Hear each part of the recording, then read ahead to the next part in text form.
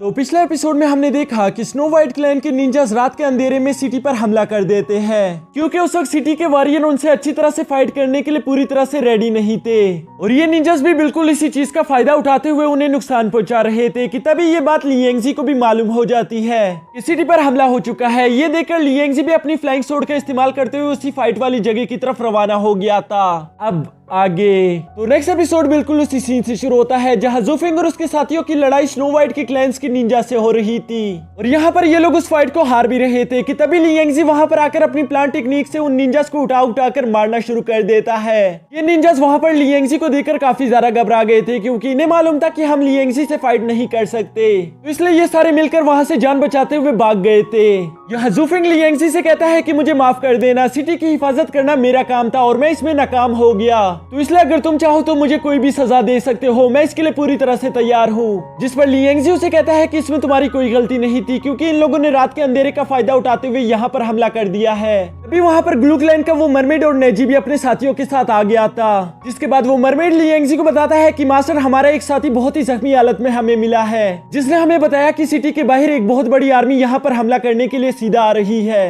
वो अभी ये बता ही रहा था कि तभी वहाँ पर मिस वान भी आ जाती है जो लियांगजी से कहती है कि ये जरूर स्नो वाइट क्लैन के लोग होंगे। लियांगजी इनकी ये सारी बातें सुनने के बाद कहता है कि इन लोगों ने हमारे ऊपर छुपके से हमला किया, लेकिन अगली बार अगर ये लोग आए तो हम इनके लिए तोहफा तैयार रखेंगे और इन्हें इसकी बहुत बड़ी कीमत चुकानी पड़ेगी। जिसके बाद वो ज़ुफिंग से कहता है कि तुम सारे जख्मियों को लेकर मेडिकल क्लैन के एल्डर के पास ले जाओ ताकि वो इन सब का इलाज कर दे और हम अगली जंग के लिए तैयार हो सके। जो सुनते ही ज़ुफिंग वहां से चला गया था। इसके बाद लियांगजी ने जिसे कहता है कि तुम पैरा डबल करवा दो और सिटी के आसपास जितने ज्यादा ट्रैप हो सके बिछा दो ताकि हम उनको अच्छा तोहफा दे सके। लियांगजी का ये ऑर्डर सुनते ही नेजी भी अपने साथियों को लेकर इस ऑर्डर पर अमल करने के लिए निकल चुका था। इसके बाद लियांगजी मिस वान से कहता है कि आपका स्नो वाइट क्लैन के बारे में इंफॉर्मेशन देने के लिए बहुत बहुत शुक्रिया, अगर आप हमें उनके बारे में यूं ही इंफॉर्मेशन देती रही तो मैं आपके लिए कुछ भी करूंगा। जो सुनकर मिस वान उनसे कहती है कि क्या मैं मेडिकल क्लैन को अपने लिए यूज कर सकती हूँ। इसकी ये बात सुनते ही लियांगजी उसकी इस बात के लिए मान गया था। यहाँ पर दोस्तों मिस वान मेडिकल क्लैन की डिमांड इसलिए करती है क्योंकि उसे अपने फादर का इलाज करवाना था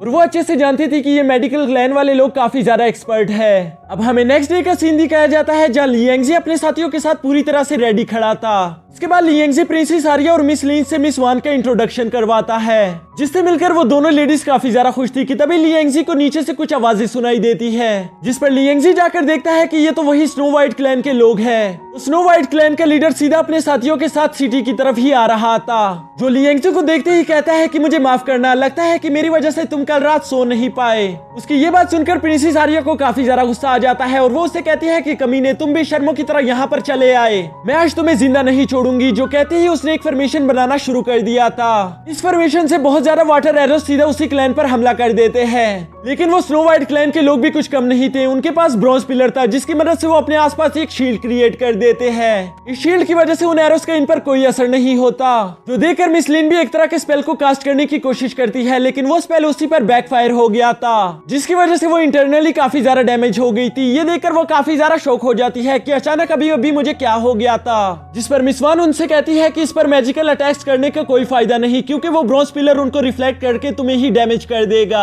यहाँ पर वो स्नो वाइट क्लैन का लीडर इवलो की तरह हंसते हुए कहता है कि तुम दोनों लेडीज के शो मुझे काफी ज्यादा पसंद आया, लेकिन अब मुद्दे की बात करते हैं। मैं यहाँ पर लियांगजी से वो ब्रॉन्ज पिलर वापस लेने के लिए आया हूँ। अगर लियांगजी तुम सीधी तरह से वो ब्रॉन्ज पिलर मेरे हवाले कर देते हो तो मैं तुमसे वादा करता हूँ कि मैं तुम्हें और तुम्हारे लोगों को जरा सा भी नुकसान नहीं पहुंचाऊंगा। वो अभी आगे बोल ही रहा था कि तभी लियांगजी उसे बीच में रोककर कहता है कि बस यहीं पर रुक जाओ, तुम्हें खुद को तकाने की कोई जरूरत नहीं है क्योंकि मैं किसी भी हाल में वो ब्रॉन्ज पिलर तुम्हें नहीं देने वाला। उसकी ये बात सुनकर उस लीडर को काफी ज्यादा गुस्सा आ गया था, जो कहता है कि शायद तुम्हें आराम सुकून से बात करना पसंद नहीं, और इसी के साथ वो अपने साथियों को सीधा सिटी पर हमला करने के लिए आगे भेज देता है, जिसके साथ ही हमारा आज का एपिसोड भी खत्म हो जाता है।